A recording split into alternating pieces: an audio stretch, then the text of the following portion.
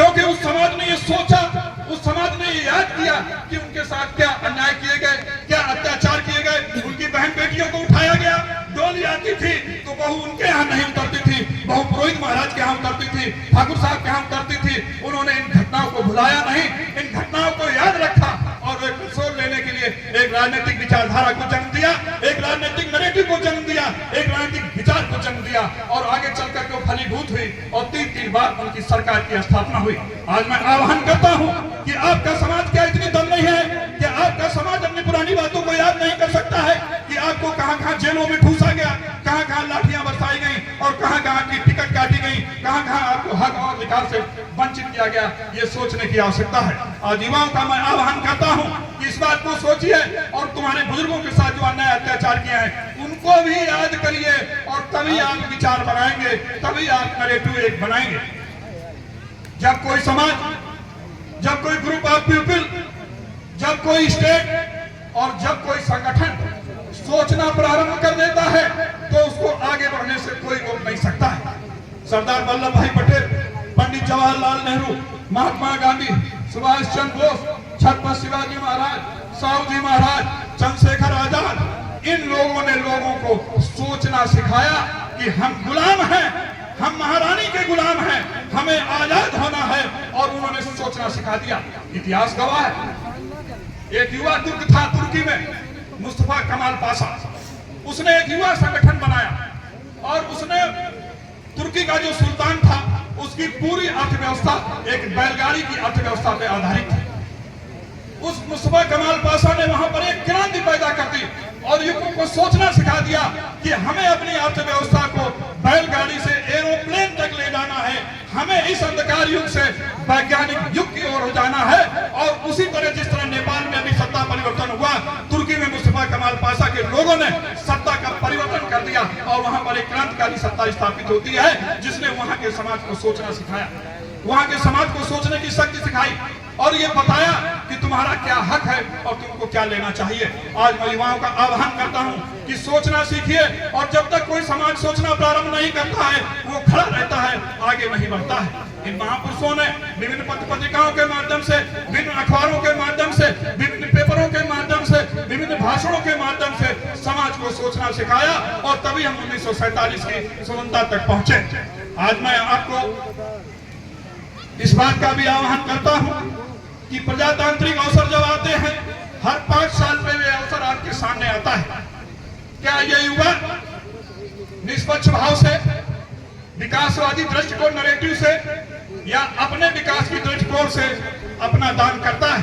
नहीं करता। युवा किससे प्रभावित होता है?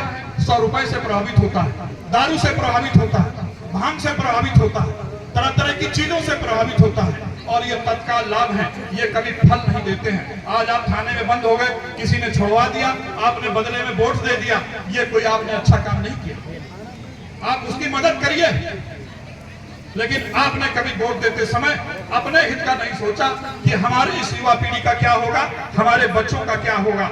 मैंने अपने कानों से सुना, जिस वक्त डीजल के भाव बहुत बढ़ गए थे तो मेरे गांव के एक लोग कह रहे थे, अरे हमें क्या करना है, हमें तो साल भर में 2 लीटर खरीदना है, हमारे पास तो 2 ही बीघा खेती है। बस उन्होंने इतना सोच के छोड़ दिया और ये नहीं सोचा कि हो सकता है उनका बेटा अभी कल 20 बीघे का काश्तकार बन जाए और उसको 100 लीटर खरीदना पड़ जाए तो क्या 100 रुपए लीटर खरीद सकेगा? नहीं। यहीं पर वैचारिक क्रांति की आवश्यकता है और यहीं पर सोचने की आवश्यकता है और यहीं पर अवसर को भुनाने की आवश्यकता है। जो समाज, जो व्यक्ति, जो नेता, जो अधिकारी अवसर को भुनाना नहीं जानता है, अवसर को नहीं पहचानता है, वो पीछे रह जाता है।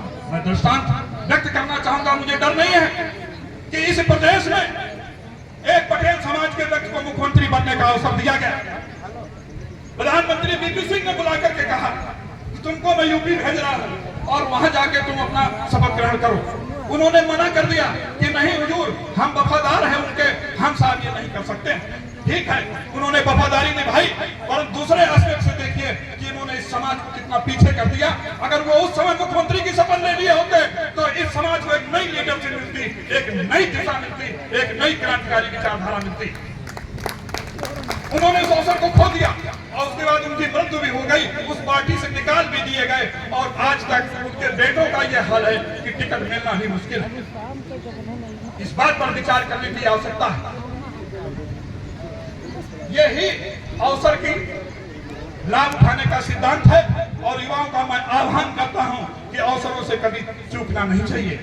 आज के दौर में एक एआई तकनीक चली है, ये फर्जी व्हाट्सएप यूनिवर्सिटी चली है, तरह तरह के गंदे उसे पोस्ट डाले जाते हैं, फर्जी सूचनाएं डाली जाती हैं, हमारे समाज का मान मर्दन किया जाता है। ऐसी बातों पर विश्वास रखिए और अपने बच्चों पर नियंत्रण रखिए।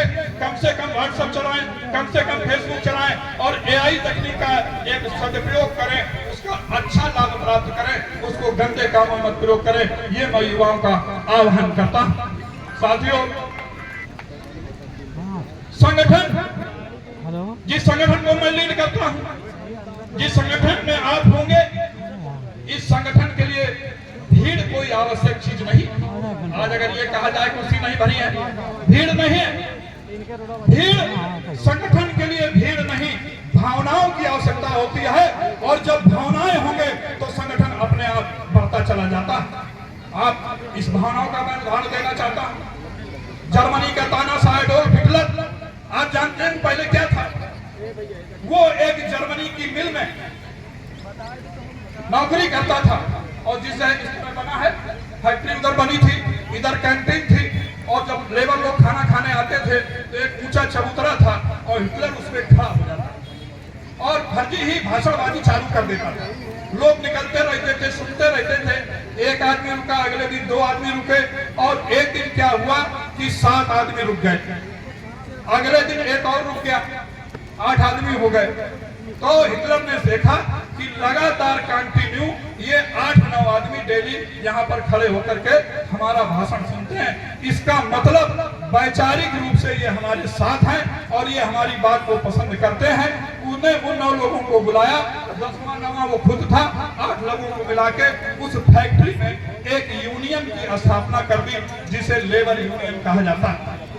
और उसने जैसे ही स्थापना करी, उसने आह्वान किया कि आपकी तनख्वाह कम है, आपका पीएफ नहीं मिलता है, आपको पेंशन नहीं मिलता है, आपकी ग्रेजुटी नहीं है, मैं आपको दिलवाऊंगा, आप मेरे साथ आइए। और उसने वहां पर स्ट्राइक करवा दी। स्ट्राइक करा दी तो मालिकों ने उसकी मांग को पूरा कर लिया। जैसे ही बान शहर में ये पता चला तो और भी फैक्ट्रियां थी, वहां के लेबर आए कि हिटलर भाई हमारे यहाँ चलिए, थोड़ा हमारे यहाँ भी करवा दीजिए। वो उनके यहाँ चला गया, वहां भी उसने एक यूनियन बनवा दिया। इस तरह पूरे जर्मनी शहर में उसने साल 2 साल के अंदर कई यूनियनों की स्थापना कर दी, एक जान बिछा दिया। और उसके बाद उसने सभी यूनियनों को मिलाकर के एक परिसंघ की स्थापना की जिसे फेडरेशन कहा जाता है और एडोल्फ हिटलर उसका अध्यक्ष बना।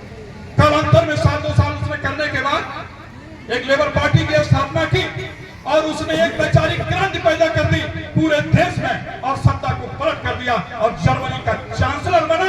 वो चांसलर डायरेक्ट नहीं बना था, चांसलर पहले चुनाव से बना था और जब बन गया तब वो एक अधिनायक बन गया और एक तानाशाह का खिताब उसने प्राप्त किया, तानाशाही की सत्ता स्थापित की। इस घटना से मैं ये बताना चाहता हूं कि संगठन के लिए भीड़ नहीं, भावनाओं की आवश्यकता होती है। अगर आपकी फीलिंग्स हमारे साथ है, अगर आपकी फीलिंग्स हमारे संगठन के साथ है तो उसको आगे बढ़ने से कोई रोक नहीं सकता। ये मेरा आह्वान है युवाओं के लिए। ये ना समझे कि हमारी भीड़ कम हुई, ये ना समझे मेरा कार्यक्रम फ्लॉप गया।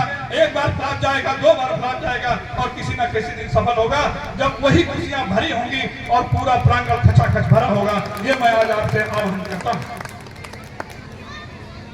एक और आह्वान करना चाहता हूं, जैसे अभी आपने बात उठाई कि अरे साहब हम किसके सहारे लड़ जाएं, हम किसके सहारे शहीद हो जाएं, हमारा तो कोई कहने वाला नहीं है।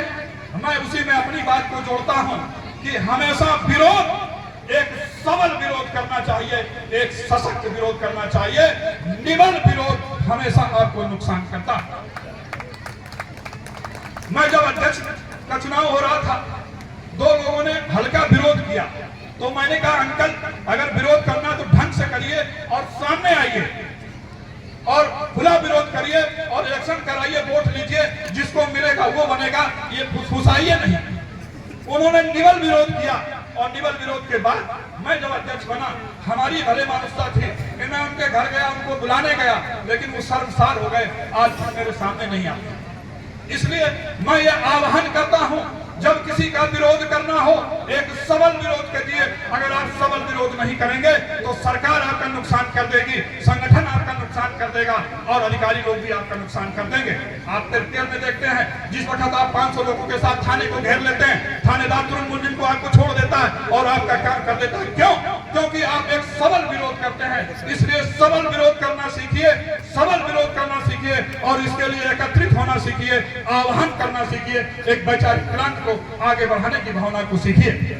मैं आपको बताना चाह रहा हूं कि इस देश में इस पिछड़े, इस दलित, इस कमेरे, इस पटेल समाज के लोगों को जिस तरह से अधिकारों से वंचित किया गया है, जिस तरह से उनको सरकारी नौकरियों से वंचित किया गया है, आप थोड़ा साइड में आके देखिए।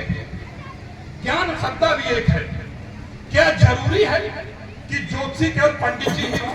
क्या आप नहीं पढ़ सकते? क्या जरूरी है कि तलवारबाजी केवल ठाकुर साहब ही करेंगे? क्या आप नहीं कर सकते? तो जितने भी ये विशिष्ट शाखाएं हैं, कैसे ज्योतिष, पंडिताई, आर्किटेक्ट, चार्टर्ड अकाउंटेंट, वकील, जितने भी ये ज्ञान सत्ता वाले क्षेत्र हैं, इन क्षेत्रों में भी इस पूर्वी कमेरे और ओबीसी दलित समाज को प्रवेश करना चाहिए और उनको सीखना चाहिए। आज फर्जी तरीके से अंधविश्वास फैला करके हमको, हमारे समाज को, हमारे बच्चों को, हमारी महिलाओं को, हमारी युवतियों को पूजा पाठ अंधविश्वास के नाम पर ठगा जाता है, बड़ी बड़ी दक्षिणाएं ली जाती हैं, तंत्र मंत्र से डराया जाता है। आज मैं आह्वान करता हूं, इस ज्ञान सत्ता के रूप में प्रवेश करिए। आप भी ज्योतिष पढ़िए, आप भी ज्योतिषी बनिए, फिर देखें कौन आपको उल्लू बनाता है और कौन आपको ठगता है और कौन आपसे काला दान लेता है, कौन आपसे भैंस गाय का दान लेता है। इस बात का इस युवाओं को मैं आह्वान करता हूं। जब तक आप ज्ञान सत्ता पर कब्जा नहीं करेंगे, जब तक आप ज्ञान सत्ता में एंट्री नहीं करेंगे, आपका शोषण होता रहेगा। पत्रकारिता में आप देखते हैं कि आप ये कार्यक्रम कर रहे हैं, कोई छोटा मोटा पत्रकार भले थोड़ा बहुत निकाल दे, लेकिन कोई बड़े पत्रकार नहीं निकालेंगे। क्यों? कि प्रेस मीडिया के क्षेत्र में आपका कोई आदमी नहीं है। प्रेस मीडिया के क्षेत्र में तो कोई आपका दलित है, ना ओबीसी है, ना कुर्मी है, ना कमेरा है, तो आखिर आपकी न्यूज कौन छापेगा? कौन आपको स्थान देगा? मैं आह्वान करता हूं, इस प्रेस मीडिया के क्षेत्र में भी आपको प्रवेश करना चाहिए और वहां भी आपको अपना स्थान बनाना चाहिए। तभी इस समाज का, इस कौम का सर्वांगीण विकास संभव हो सकेगा। बहुत से लोग दान देते हैं, मंदिरों में देते हैं, मस्जिदों में देते हैं, गुरुद्वारों में देते हैं। ठीक है, दीजिए, पर दान की असली जगह पूजा घर नहीं। दान की असली जगह क्या है? दान की असली जगह पुस्तकालय है, अनाथालय है, स्कूल है, हॉस्पिटल है, कुष्ठ आश्रम है, वृद्धा आश्रम है। यहाँ पर दान दीजिए। इतिहास गवाह है कि 2020 में फर्स्ट कोरोना आया और 2021 में सेकंड कोरोना आया। बड़े बड़े महात्मा, बड़े बड़े पंडित जो हनुमान चालीसा का पाठ करते थे, वो भी अपना इलाज कराने अस्पताल में गए थे। वहां पर किसी मंदिर में, किसी मस्जिद में कोई इलाज नहीं किया, किसी चर्च में कोई इलाज नहीं किया। इलाज किया तो डॉक्टर ने किया, अस्पताल ने किया। इस सच्चाई को आपको समझना पड़ेगा और अपने दान की दिशा को बदलना पड़ेगा। आज आपके दान पर जीते हैं, आपके दान पर वोटे हैं और आपका विरोध करते हैं, इक्विटी बिल का विरोध करते हैं, आपके आरक्षण का विरोध करते हैं। क्यों? क्योंकि आपने दान देने के उनको मोटा कर रखा है। मैं आह्वान करता हूं युवाओं को, इस पर ध्यान दें और दान देने पर रोक नहीं है। दान अनाथालय में दीजिए, पुस्तकालय में दीजिए, चिकित्सालय में दीजिए, नर्सिंग होम में दीजिए और स्कूल में दीजिए, कुष्ठ आश्रम में दीजिए, विधवा आश्रम में दीजिए और वृद्ध आश्रम में दीजिए। आज नवयुवक नवयुवतियां जो बहू बन के जाती हैं, अपने सास ससुर को निकाल के तुरंत फेंक देती हैं, उनका बुढ़ापा खराब हो जाता है। उनके लिए ओल्ड एज हाउस बनाए गए हैं, वहां पे जाके भर्ती होना पड़ता है। आखिर वो वृद्ध आश्रम कैसे चलेंगे? कैसे उनकी रोटी दाल चलेगी? ये आपको ध्यान देना है। और वो दान जो आप मंदिर मस्जिदों में करते हैं, उस दान को डाइवर्ट करके आप वहां पर करिए और तभी समाज का भला होगा, युवाओं का भला होगा, युवतियों का भला होगा। मैं इसी के साथ एक बार और आपके सामने उठाना चाहता हूं कि जिस व्यक्ति में, जिस नेता में, जिस कलाकार में और जिस समाज सुधारक में अगर अहंकार और ईगो की भावना आवश्यकता से अधिक है तो वो कभी सफल नहीं हो सकता है और वो समाज का भला भी नहीं कर सकता है। इसलिए ईगो और अहंकार की भावना को वहीं तक प्रयोग करिए जहां तक इसकी जरूरत है। मैं उदाहरण देकर समझाना चाहता हूं। अमेठी के राजा संजय सिंह बड़े राजा थे। राजीव गांधी की सरकार में उत्तर प्रदेश में परिवहन मंत्री थे। कालांतर में जनता दल का जब मौसम आया तो इलेक्शन के टाइम कांग्रेस के लोगों ने 50 गोलियां संजय सिंह को मरवाई। संजय सिंह लंदन में इलाज कराने गए और जान बचा के किसी तरह से आए। उसके बाद न तो सांसद रहे ना विधायक रहे। राजा थे फिर भी उनको अखड़ने लगा कि कोई नमस्कार करने वाला नहीं है, फ्लीट नहीं है, प्रोटोकॉल नहीं है और अचलने बचलने लगे। उन्होंने देखा कि अगर हम प्रभावहीन हैं, हमारी ताकत नहीं रही है तो हमारे समाज की क्या ताकत रहेगी। आप ध्यान दीजिएगा, उन्होंने फिर उस अवसर को चुना और जिस व्यक्ति ने जिस पार्टी ने उनको 50 गोलियां मरवाई थी वो उसी पार्टी में जाके फिर मिले और राज्यसभा के सांसद बने, अपना प्रोटोकॉल पूरा बहाल कराया। क्यों? क्योंकि वो अक्लमंद था। उसने जहां पर अपने समाज का फायदा देखा तो अपने अहंकार और ईगो को इस जगह से नीचे रख दिया और फायदा उठा लिया।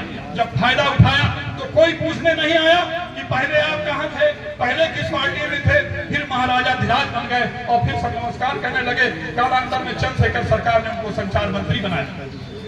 इन घटनाओं से आपको ये सीख लेना होगा कि अहंकार और ईगो ये एक नकारात्मक अवधारणा है और जिसके मन में आवश्यकता से अधिक इसका परसेंटेज हो उसको ये सामाजिक काम नहीं करना चाहिए, उसको नेतागिरी का काम नहीं करना चाहिए। अहंकार स्वयं का नाश करता है, अहंकार समाज का नाश करता है। अहंकार जिस व्यक्ति को है वो अपने साथ साथ अपने समाज को भी अवनति की ओर ले जाता है। साथियों, इस आह्वान के साथ मैं एक और सिद्धांत आपके सामने पेश करना चाहता हूं। ये संगठन का अच्छा रूप नहीं है। जब चल रहा था खाना नहीं चालू करवाना चाहिए था, कोई सुनना नहीं चाहता है, सब खाने में चले गए। इसको भविष्य में सुधार किया जाए।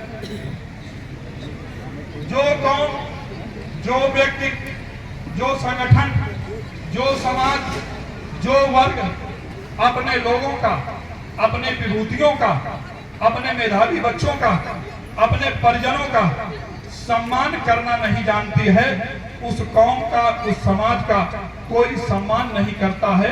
ना सरकार करती है, ना दूसरे संगठन करते हैं। क्यों? इस समाज में तरह तरह की कुरीतियां हैं। उन कुरीतियों में एक कुरीति ये भी है कि जैसे ही कोई व्यक्ति हमारा मंत्री, संतरी, जनतली बनता है तो हफ्ता खान तो ठीक, महीना भर तो ठीक, गए फोटो खिंचाए, सब किए, और जैसे महीना भर 2 महीना बीतता है तुरंत उसको गरियाने लगते हैं और उसके बाद कहते हैं कि अब की आना तब बताएंगे, और अब की जब आता है तो उसको बता देते हैं, उसको हरवा देते हैं और फिर दूसरे को जितवा देते हैं जो आपके खिलाफ है। क्यों? क्योंकि अपनी विचारधारा और अपना मतदान और अपना दान एक नेगेटिव अप्रोच के आधार पर किया। आपका उद्देश्य अपने आदमी को हरवाना था, उसको जितवाना नहीं था। और जब आप अपने आदमी को हरवाएंगे तो जाहिर है कि दूसरा आदमी ऑटोमेटिक जीतेगा। एक विपक्ष की पार्टी है, उसके सेकंड ग्रेड के एक नेता है, वो हमेशा यही कहते थे कि कुर्मी समाज तो दिल्ली का गुरु है, ना लिखने में ना पढ़ने में, और ये हमें वोट नहीं देते। ये लोग फलाने को हराने में देते हैं, हमको जिताने के लिए कभी नहीं देते हैं, इसलिए हमारे लिए इनकी वोट की कोई वैल्यू नहीं है। बावजूद इसके कि आप 27% हैं। आखिर इस सम्मान को कौन वापस लाएगा, इस सम्मान को कौन वापस दिलाएगा, यह भी एक सोचने की आवश्यकता है, एक वैचारिक क्रांति की आवश्यकता है। और सम्मान जब हम देना चाहते हैं, हमें यह सीखना होगा कि हमारे जो महापुरुष हैं, हमारे जो फ्रीडम फाइटर्स हैं, हमारे जो पुराने नेता हैं, हमें उनका सम्मान करना चाहिए और हर कार्यक्रमों में उनके उद्बोधन में नाम लेना चाहिए। एक घटना मैं सुनाना चाहता हूँ। झारखंड के मुख्यमंत्री सुधीर महतो साहब ने एक कार्यक्रम में हम लोगों को आमंत्रित किया। उस कार्यक्रम में मैं गया और जब कार्यक्रम समाप्त हो गया तो सबसे परिचय कराया जा रहा था। तो हमसे लोगों ने कहा कि साहब ये माननीय सांसद हैं और ये गुरु जी के लड़के, गुरु जी में शिबू सोरेन, जिन्होंने झारखंड राज्य की स्थापना में जी जान लगाया। तो मैं यूं दूंगा, कई लोग खड़े थे, सवारी सुन